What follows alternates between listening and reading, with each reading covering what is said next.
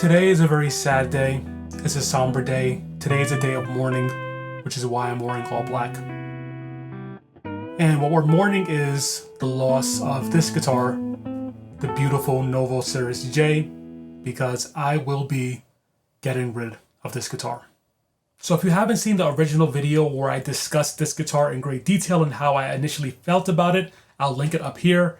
You should watch that first, otherwise this is not going to make as much sense to you. Today we're just going to start from the headstock, go all the way down. I'm going to tell you about the features, but more importantly, I'm going to tell you about how they have changed me as a guitarist, as a guitar thinker, as a guitar lover. And I'm also going to tell you how basically I now have some new ideas about what I would put on a guitar if I were to design it.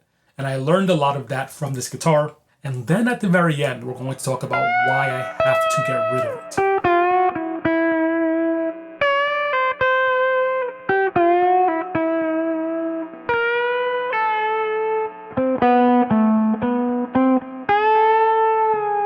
So starting from the headstock, this is the first guitar that I had with vintage tuners that have the whole thing where they go down into the hole up here. And before this guitar, I always used locking tuners for the most part.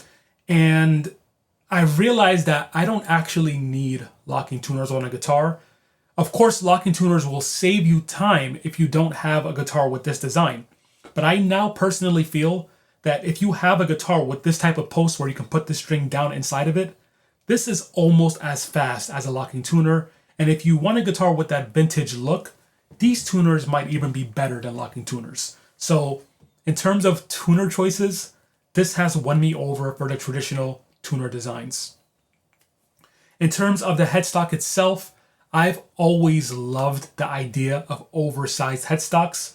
And the way that this looks on this guitar simply confirms the fact that I do like oversized headstocks, so nothing new there. And I usually go for Graph Tech style nuts. This is a bone nut. I can't tell a difference really personally, but I do like the way it looks. In my future guitar that I design one day, maybe it'll have a bone nut, maybe it won't. But I guess now bone nuts are an option because of this guitar. Now let's talk about the neck. This guitar has a roasted neck, which just confirms the fact that I do really like roasted necks. And it has a rosewood fingerboard, standard nickel frets. And like I've told people many times on the channel, I have played nickel frets for the majority of my guitar journey, and I never had an issue with them apart from the fact that they wear out. And so, although you might say, okay, this has turned me over to a nickel fret convert, it really hasn't. I always thought nickel frets were fine. I just like stainless steel because they last longer.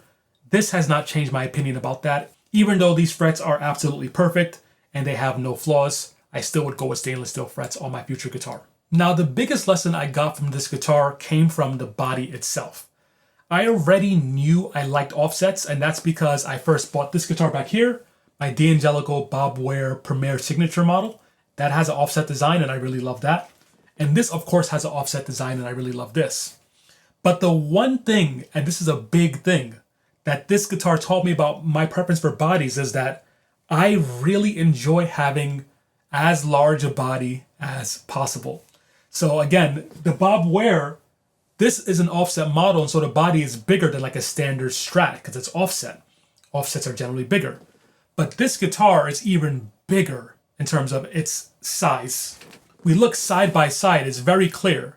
This guitar is humongous when compared to this one. And so I now know in the future when I make my own guitar, I want a very large offset body. And this is why.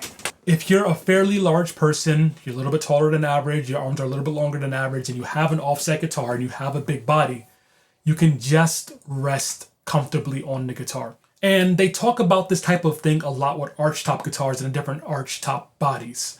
But they don't talk about it as much with electric guitars. In fact, the only person who I've ever heard talk about electric guitar body sizes is Greg Koch, and his signature Reverend guitar has a larger body than his standard guitar because he's a much larger guy than me. And he talks about the fact that whenever he has a regular standard guitar body, it just looks small on him because he's so large. And even though I'm not that large, I do really like a big body, and it just feels comfortable to hold and to have on your lap. Also in terms of the body, this has confirmed for me that I do still love a belly cut, and I do still love a nice forearm contour. And although this guitar is very big, it really isn't that thick. So I would probably have a guitar similar in like overall size and all of the contour features as well. And of course it would have to be offset. And this guitar confirms that for me. I'm the type of person who has always preached that the guitar body wood doesn't matter. I don't care if it's ash, mahogany, none of it matters to me. This guitar is made out of pine, and I have now decided that one day if I build my own custom guitar, it has to be made out of pine as well. I believe this is also tempered pine. I want a tempered pine body on my future guitar, not because I think it sounds special, but just because of the weight and how it feels against the body.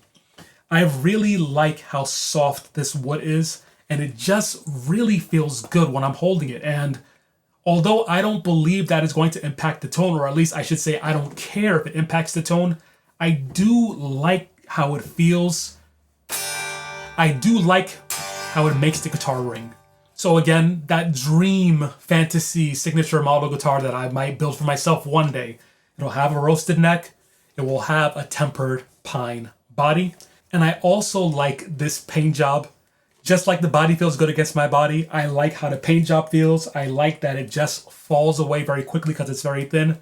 I would copy that as well. So far, we've been talking about a lot of things that I love, but now we need to talk about a few things that I dislike about this guitar. Although these P90 pickups do sound really good, like I said from the beginning, I can't deal with this noise. They are too darn noisy. And so I personally wouldn't use P90s. If I get a Novo guitar built for me one day, I'm going to have either humbuckers or gold foils or, I don't know, mini humbuckers, but I cannot have full noise P90s. They sound great, but it's just too much. And another thing that I've been going back and forth with is this bridge. So this is a Mastery bridge. It stays in tune very, very well. In terms of the arm length and how it feels really nice. I talked about all of this in the original video. I think that this length is perfect. I think the angle of the arm is perfect. I think the play, it's perfect for me. But the one thing that I didn't care about at first that slowly started to really annoy me is how noisy these bridges are by design. All of these bridges are noisy and there's nothing you can do about it. You'll always hear that noise with this type of bridge. And the other thing about the way these bridges work is that when you bend down or if you bend up, there's going to be a point where it locks in. And so when it locks in, you get this little clicking sound. And when I first got the guitar, I noticed it, but it didn't really bother me because I was just so in love with it. And truth be told, I could still love this guitar and it wouldn't make me want to sell this guitar. I'm not selling it because of the bridge. I'm not selling it because of the P90s. That being said, if I were going to build my own guitar, I wouldn't use this bridge because of that annoying clicking sound and because of that extra noise. And because I really like the Vega trem. It's completely silent. It stays in tune just as well. And the arm angle is also just as good or almost exactly as good without any of the noise. So the bridge is not something that I would keep. I do like the overall layout of the electronics. I like the three-way switch up here. I have no problem with that. I like where the volume knob is and the tone knob is because they don't get in the way of my hand when I'm playing. So the control layout, we can still experiment with that in the future, but this is totally fine. I have no issues there. So essentially, I've told you that I basically love everything about this guitar. I don't love the pickups, but I could just swap them if I really wanted to. And I don't hate the bridge, but it's not my favorite. But it's not a deal breaker. So why am I getting rid of this guitar? Well, to be completely honest, I'm getting rid of this guitar because I have this guitar. This D'Angelico Premier Bob Ware signature model is an amazing guitar. And if you want to hear my full opinion about this guitar and hear me wax poetic about how amazing D'Angelico is, I'll link a video right up here.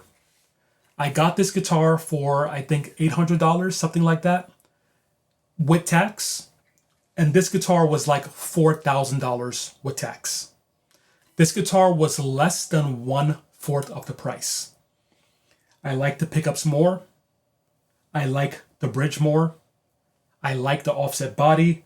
I don't like the offset body more than this guitar, but I like it enough and I'm comfortable with it enough so that I don't dislike it.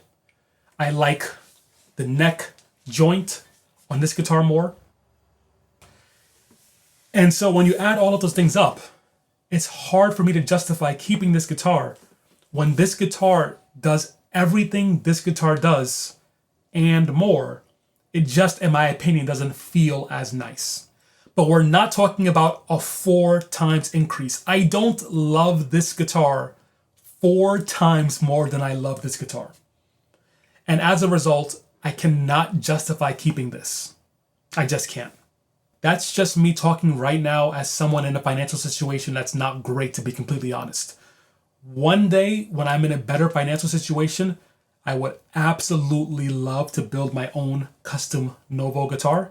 Until then, I'm going to have to stick with the more budget-friendly option in this case. But before we go, before we send this guitar away, let's just hear it one more time. By the way, I'm Andre Flood. I'll talk to you soon.